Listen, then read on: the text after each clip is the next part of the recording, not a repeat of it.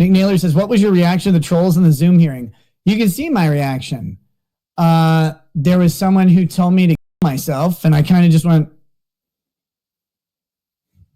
what do you do? I was mostly laughing because, so I was the first hearing at the arraignment, I believe. And they're like, okay, we're going to clear all the rooms and bring them in. And I started seeing a bunch of fat, ugly people, like with their cameras on, like way, like panned into the, like this number.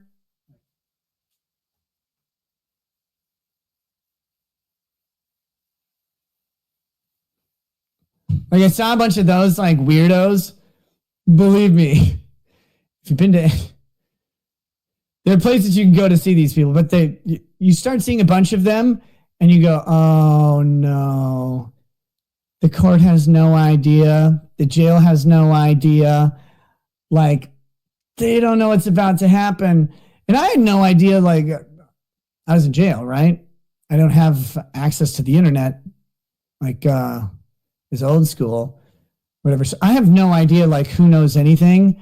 But once I start seeing those weirdos fucking pop up, bloop, bloop, bloop, bloop, and the judge is like, why are these chimes going all the time? I'm like, oh, sir, those chimes are going to go for a while. Maybe the court admin could, like, turn off the notification sound or something, but nah, let's just let it go. And I start seeing a billion people popping in. I was like, okay. And then when someone came on, they, like, had a giant, like, they had a dildo on the screen, just like, I was like, that was kind of funny. And then someone comes on and drops the N-word a couple times. And that's when, it was that one, the Nick Rekieta, yourself, that didn't stop anybody. But the court's, like someone's like, N-word, N-word, N-word. And the court's like, whoa, we got to stop this. And I was like, wait a minute. Like, why do they get special treatment? They're not even here. That was rude. But, I mean, once I realized that the news is out there, people have found out about it and they're in the arraignment hearing. It's like, what do? You just sit here and laugh because the court has no idea what they're in for. The jail staff are like, we usually see a decent amount of people in these things. I'm like, oh, you usually do? There's like 9 pages of extra names on Zoom. You have no idea what's going on. That's cool. Nick Naylor says, you might have already answered this or refused to, but any comment on what Aaron said, not the legal parts. Like I said, all of this stuff will probably be addressed in time, but the best I can say and the simplest I can say is that the true story lies somewhere divergent from pretty much any orated story. As for Aaron, he'll say what he says. People can assess him for who he is without my input. I hope he makes $1 million. Candace Marie says, you talking to cops is beta, but throwing the warrant down saying it doesn't mean it was top tier response, I hope for. Again, at some point, maybe all of this can be talked about.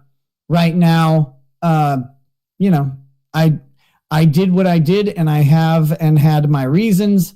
And as far as hold your tits, county attorney, what I'm talking about is I did what I did in regards to the warrant and all that stuff. And all of that, like, obviously you do what you do in the situation that you're in. I'm specifically talking about the day of the execution of the search warrant. Yeah,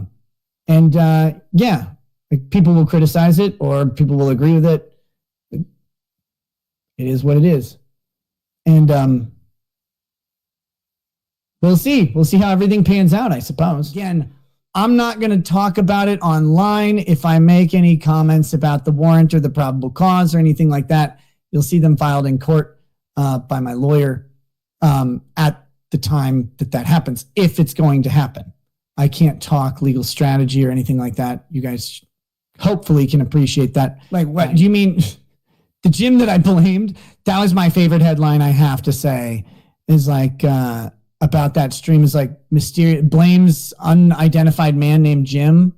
The Fox 9 article that said I blamed an unidentified man named Jim. I was like, oh, that's so funny. God, I wish this was happening to someone else just so I can make fun of that. God, that's great. Faust IXV says, why would you let another man come in your wife? Why would you let another man come in your wife? That's a philosophical question.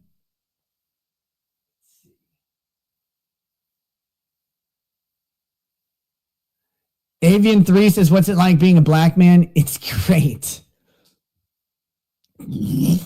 See you later. Billy, just because circumstances can take away the appearance of levity, no one has the right to take away your opinions.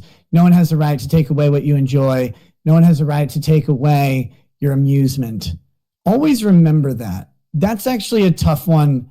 That was tough for me early on because you have to rein in what you say. You have to, make sure like when you get arrested, especially in a small town and it's big news, every time you go out, you think people are watching you. You don't know who is or who isn't. You might just be walking past someone. They're like, oh, look at that idiot. He's wearing a stupid shirt. Likely true in my case. But you also don't know if they're looking at you because they saw you in a newspaper or something. And it's really like unsettling. But when you take just a second and you realize that no matter what the outward appearance is and what you have to do for whatever, they don't get to actually take away your internal thoughts. They don't get to take away your enjoyment of things. No one can do that but you.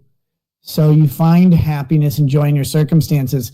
And maybe you can't blast them online, but we never used to anyway. So enjoy things you enjoy. Find mirth where you can. This is just advice for whenever you're down. Like this isn't like my situation. It's every situation.